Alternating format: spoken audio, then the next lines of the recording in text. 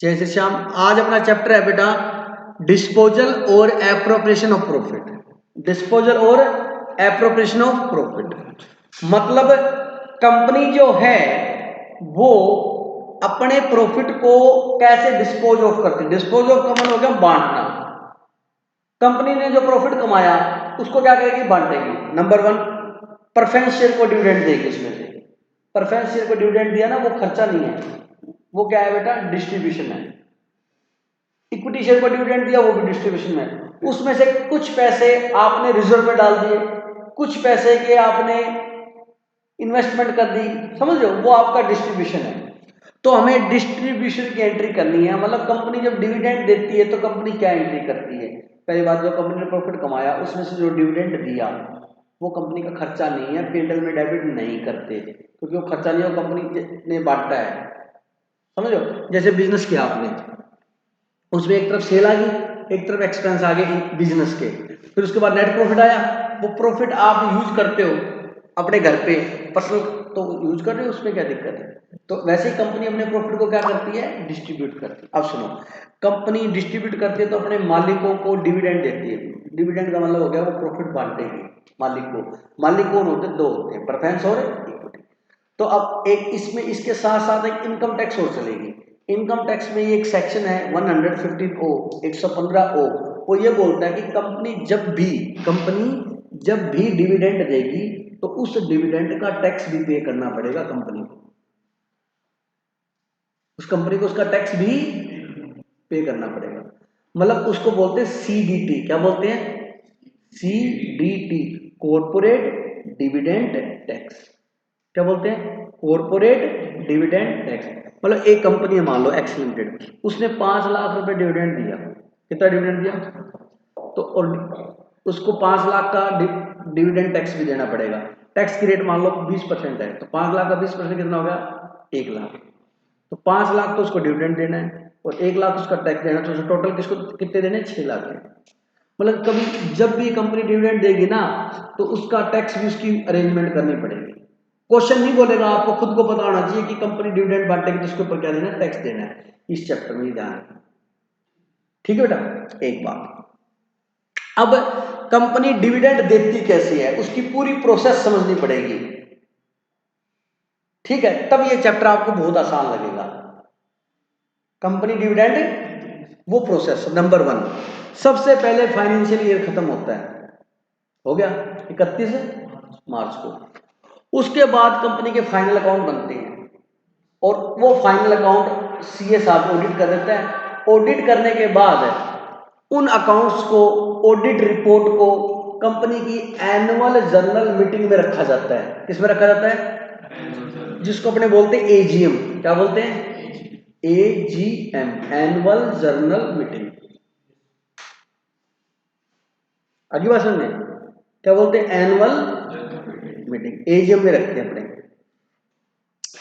अब AGM में कितना डिविडेंड देना है, कितना नहीं देना, इसका प्रस्ताव रखा जाता है। क्या रखा जाता है, प्रपोजल रखा जाता है।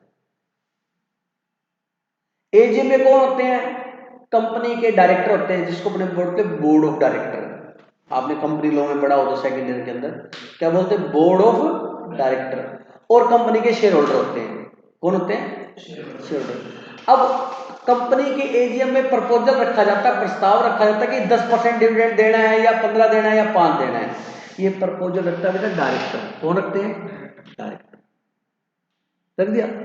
अब कंपनी ने के डायरेक्टर ने प्रपोजल रख दिया, अब वो प्रपोजल एक्सेप्ट कौन करेगा, शेयर होल्डर। कौन एक्सेप्ट करेंगे, क्योंकि शेयर होल्डर कंपनी के रियल क्या है, ओनर है।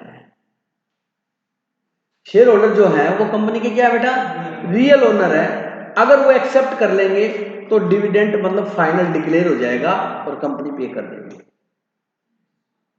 प्रपोजल रखेंगे डायरेक्टर, एक्सेप्ट कौन करेगा, share holder. Share holder dividend की जो रेट प्रपोजल रखा है उस रेट को कम कर सकता है। कहता 10% देगी, कहता 10 नहीं 8 दो, कर सकता है, इतनी पावर है उसके पास। 10 नहीं 8 दो, 7 दो, 6 दो, 5 दो, कर सकता है। लेकिन डायरेक्टर कहते हैं 10 देंगे, शेयर होल्डर बोलते हैं 15 दो। शेयर होल्डर डिविडेंड की रेट को कम करवा सकता है, बढ़वा नहीं सकता। हैं कहते कम करो जी, कंपनी के अंदर पैसा होना चाहिए, कंपनी को आगे ग्रोथ करनी है, इतना पैसा क्यों बांट रहे हो आप? उसको ही तो मिलेगा। ऐसी सोच नहीं होती ना। 70% शेयर मुकेश भाई अंबानी के पास है, उसकी जो इच्छा होगी वो करेगा बेटा वो। प्रपोजल पास होने का मतलब है 51% वोटिंग होनी चाहिए, कहने का नाम होता है, उनसे पूछा तो अंबानी से जाता है, 70% शेयर अंबानी के पास ही है। तो प्रस्ताव पारित होने के लिए कितने कितने परसेंट वोटिंग होनी चाहिए? 51%। और 51% शेयर सारे किसके पास हैं? अंबानी और अडानी के पास, अपनी कंपनियों के। तो वो डिसाइड करेंगे कितना है, कितना देना है, कितना नहीं देना। समझ रहे मेरी बात? लेकिन कंपनी लॉ में ये व्यवस्था है कि शेयर होल्डर बढ़ा नहीं सकता, कम करवा सकता है। आगे बात समझ? ये तो थी कंपनी लॉ। अब अपने को क्या करना है, अपने को इसकी अकाउंटिंग करनी है। तो सबसे पहले प्रपोजल की एंट्री होगी। किसकी एंट्री होगी बेटा? नंबर 1। फिर उसको एक्सेप्ट कर लिया तो एक्सेप्टेंस की एंट्री होगी। कितनी होगी? 2। अब मान लो, मेरे साथ साथ चलना, कर लिया।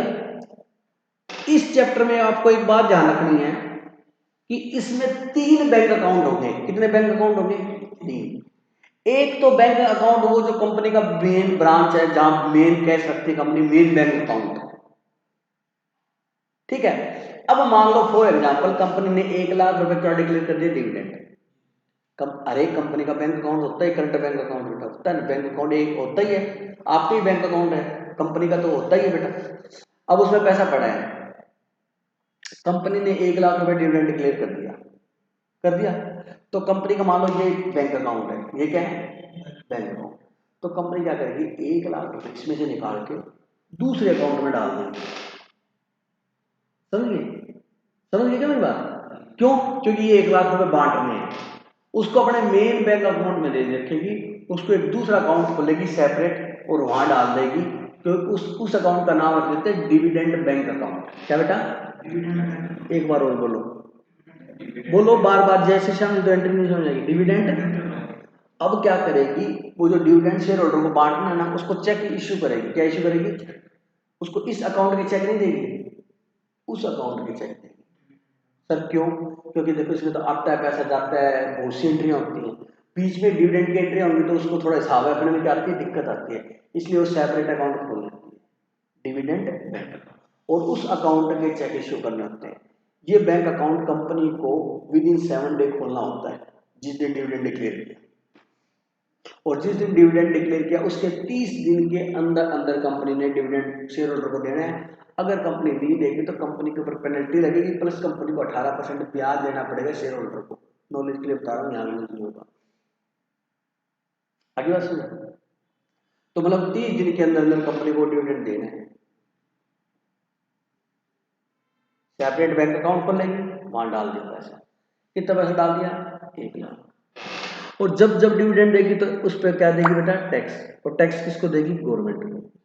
अब 1 लाख है मान लो, डाल दिया, अब उस 1 लाख पे 20,000 टैक्स देना है, वो टैक्स देगी। टैक्स इसी अकाउंट से दे देगी, बैंक अकाउंट। इसको बैंक अकाउंट बोलेंगे, उसको डिविडेंड बैंक अकाउंट। बात समझ आ गई?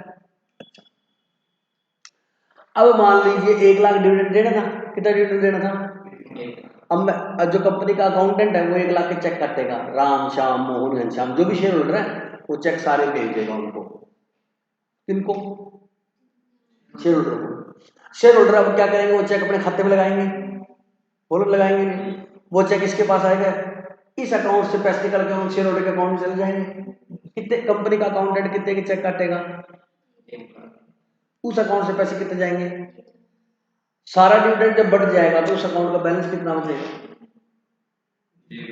क्यों?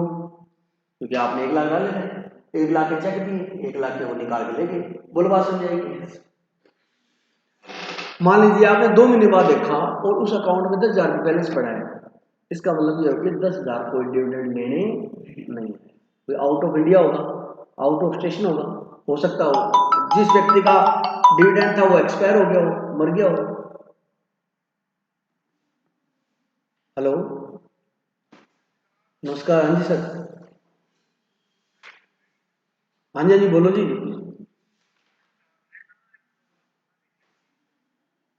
इधर ले पास है। हाँ जी। ठीक है जी।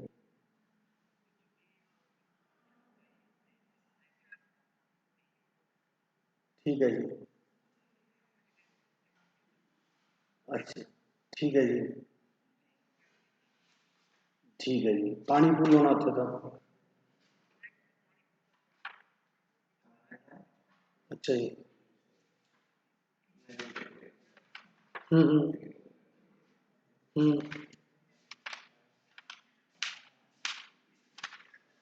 ठीक है जी।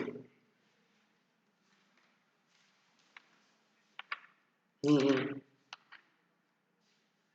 हम्म। ठीक है, तो 12 किले कितने हैं? 12 किले कितने फिर?